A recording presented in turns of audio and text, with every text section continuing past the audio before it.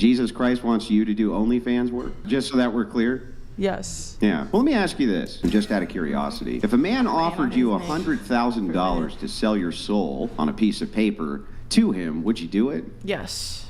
Yeah, I thought that you might. I think that ever since I moved to LA, I've sold my soul. Oh, girl. What if an entailment of the contract, meaning inside of the contract he wrote, and by the way, I'm going to then barter your soul with the devil. Would you still sign the contract? Yeah. Okay, how much are we talking about? $100,000. More, like in the millions. 15 million? More. 30 million? More.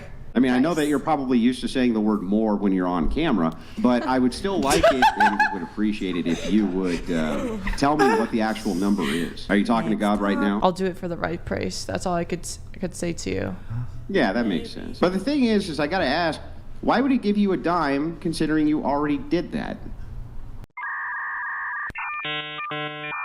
You see, some people are just dead inside. And then when you die once, it's like you can't die twice. So you're just willing to do whatever and however. Think about how much damage a person has to go through to be like her. I love talking to married men and men that are in relationships. I was at a birthday party and I was talking to one of my friend's friends and he was like, yeah, I'm in a relationship right now. And my favorite thing to ask guys is, what was it about her that made you know that she was the one? And the common denominator each time I asked that question was what their partner did outside of their relationship. One dude was like, yeah, she's in Madrid teaching English right now. She's so good at it. Before that, she was helping immigrant nurses migrate to the US. She makes me happy and I respect her and I'm proposing to her in September. Another guy was like, yeah, I started dating her and she's just so pretty. Oh my gosh. As he's showing me pictures of her on her Instagram. Yeah, she manages a coffee shop and is clay and pottery. Yeah, we'll see how it goes. It's still new, but I like to see where it's going. They always led with what she did and who she was second. And after that, I'm always like, okay, now I gotta meet her. And why is she not here with you? Each time they're like, nah, she's off doing her own thing, couldn't make it. She didn't cancel what she was already doing or already had planned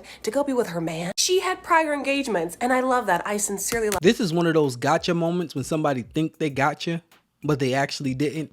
And they really put themselves in a worse position than they did before. She thinks these men actually care about what their women are doing, at the same time saying that they don't care what the woman does. The number one thing a man is going to value is peace. She's confusing men wanting peace with women going to have careers and men loving a woman with a career. No, men just don't want a woman that's going to be around him bothering him. In fact, that's the reason why they said that no, she don't have to be here with me. She can be off doing her own thing. Not that this woman didn't want to be there and she wouldn't give up whatever she's doing to be there with him. Is that he didn't want her there. But she then translated like the woman is supposed to be over there doing her own thing, and that's what turns men on, because you don't prioritize him and you prioritize the things you like. But somehow out of all those interactions, she really thinks that a man wants a woman that has no regards for him. She's doing her own thing in her own career. That's what she got out of that. Do you need a woman to meet you where you at? I think for dudes, for me, like I'm an aggressive spender in terms of like my assets and stuff like that, so I'm spending, I'm one bad deal away where I could be check to check, what I'm saying? So, for me, I'm not in a position right now where I could say confidently I could just take care of somebody. That's now, very transparent. No, Yeah. and that's what it is. Now I'm making money, I'm making over 6 figures, but I still understand that I'm one bad deal away from, now I'm living back to how I was before I got my job. Yeah.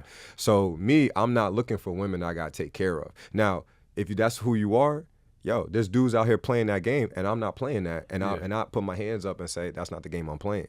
So if that's the game you're playing, and like that's what I said, even with AD, we had our conversations. Like I've always been transparent that I'm not that guy. Now, will I take care of you? Will you have to pay the mortgage? No, because I already got my crib. Right. Will you have to pay for some of your car notes? No, but I say this all the time. But there's some stuff that I might need your assistance with. Like women would sit there and listen to what men say all this stuff and nod their head like, yeah, I like it, and then turn around and just leave and be like, nope, not the person for me. To think you can give somebody a place to live with your mortgage in your home and you're willing to pay for all of it, and that person could just be inside your house. You're just not interested in buying purses and going on these vacations. That's just something that you're not interested in paying in because you're investing. And that person comes in and say, nope, not a good enough deal for me. You come in and start to realize it's not about you giving a lot to them. It's about you extremely overpaying them. And if you cannot extremely overpay them, not just overpay them, then it's best that they play the field. It's a group of men. When they get to 50, they start falling apart. I found out just by doing this podcast, there's this term called hospice wife. So a hospice wife, basically a man above 50. Marries a woman. Finally, he's been playing the field for 50 years, and now he's ready to get married. His body is falling apart. He's got hypertension. He's got diabetes, heart issues, the whole nine. And now he's ready to get married and settle down.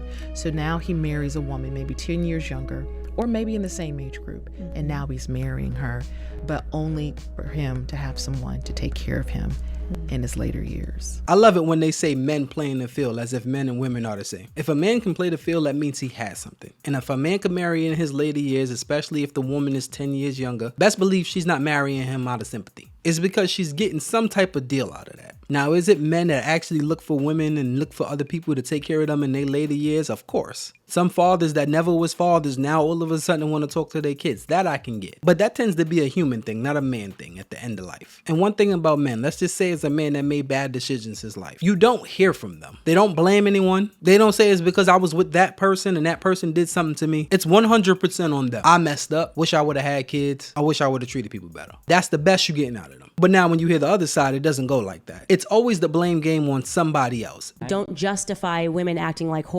Well, I don't justify trying to prescribe lifestyles to people. What? Don't justify trying to prescribe lifestyles to people. It's not prescribing a lifestyle. Of course it's just, it is. When somebody you're said that they would be happy not having kids, you were like, oh, she sounds like a conceited bitch or That's something. not what she said. That was a That's bit, not yeah, what that she was the said. TikTok clip you were responding to. That was not what she said, and I can tell you exactly what she said. That she was got to go on I said there was vacations absolutely no reason to make a comment that suggests that she was actually being insulting to people that had kids. It wasn't just one video. She makes multiple videos about how great life is if you don't have kids. If I was making videos with my kids saying about how great life is if you just, stop being a loser and get married, people would come after you because people hate the traditional lifestyle on display. Wait, but that's literally what you guys say. Get married, have kids. That's the only way to go. Otherwise, you're a loser. No, we do not.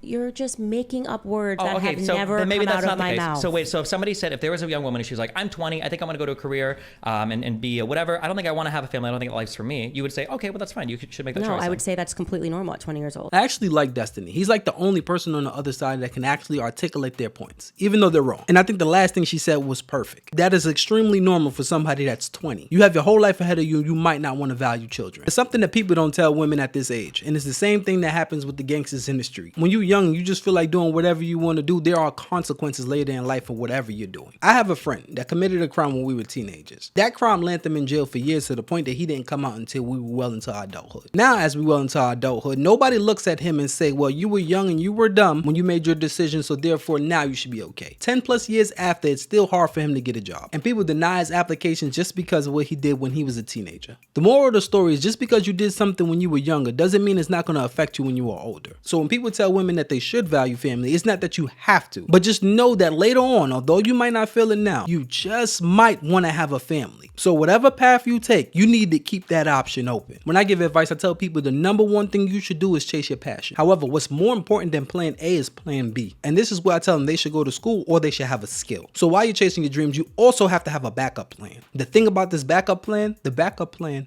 has to work. That has no choice. It cannot fail. Shout out to all the stay-at-home moms. If you are a woman and you're not going to choose family over a career, then fine. Just make sure you leave some type of room for a family to be possible, just in case. Because there's nothing worse than being Vivica A. Fox talking about you still looking for something when she was actually beautiful when she was younger, and she definitely could have got a husband and have a family and do whatever she said that she want now. Don't end up in that situation and look at somebody else like it's other people's fault, everyone besides yours. I'm gonna protect you from this man because he hides in plain sight, okay? Never fuck with a guy you feel a gravitational pull from. I'll never forget going on a date with this guy and something was just off. It was nothing that he was doing or saying, because at the time, he was a perfect gentleman. But when I sat across from him, everything in my body felt like fight or flight. I didn't even feel unsafe, but being with him made me feel uneasy. And I had no idea why. I dismissed the feeling. And I thought maybe I just have anxiety, or maybe I'm just nervous. Or maybe because it was the first date that I had in a really long time at the time. I gave my instincts the benefit of the doubt.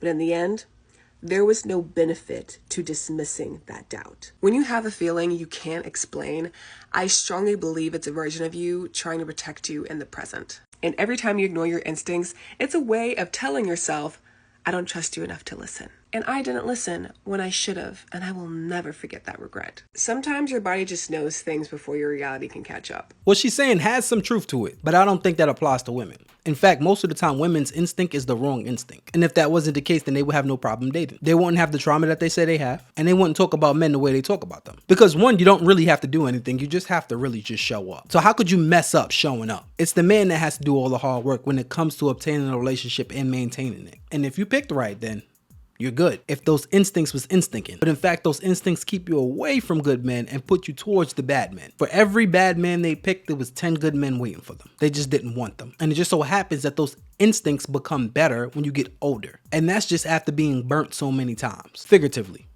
I hope. So I don't think women should follow their instincts. I think they should follow a man. Find the nearest man that actually has sense and actually cares about you. Back then, it used to be your father, maybe even your brother. And get them to help you with your decisions. Because you making the decision by yourself is just not going to work. Because you'll go for what you like instead of what you need. That does not mean you need to be with a gargoyle just because he could take care of you. That just means you dismiss good and hope for great. And then when you find out that that great doesn't really exist, you're no longer good for good.